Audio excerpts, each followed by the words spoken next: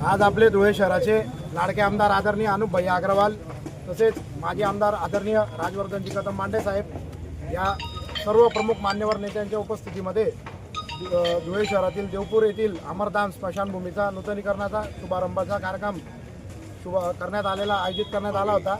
सदर काम हे मूलभूत सोयी सुविधा योजनेअंतर्गत 50 लाख रुपयाचे मंजूर करण्यात आलेले होते। यामध्ये देवपूर अमरधाम येथे जिथे मृतदेहाचे अंत्यसंस्कार केले जातात तो ओटा चौथरा दुरुस्ती करणे, शेडची दुरुस्ती करणे, तेथे नवीन लोखंडी जाळ्या बसवणे, नागरिकांची बैठक व्यवस्था दुरुस्ती करणे, LED हायमास विद्युत पोलची उभारणी करणे या दृष्टिकोनातून कामे या अमरधाममध्ये केली जाणार आहेत। सदर निधी मिळवण्यासाठी भारतीय जनता पार्टीचे सर्व मान्यवर नेते पदाधिकारी यांचं अनमोल सहकार्य आणि मार्गदर्शन मिळालेलं आहे।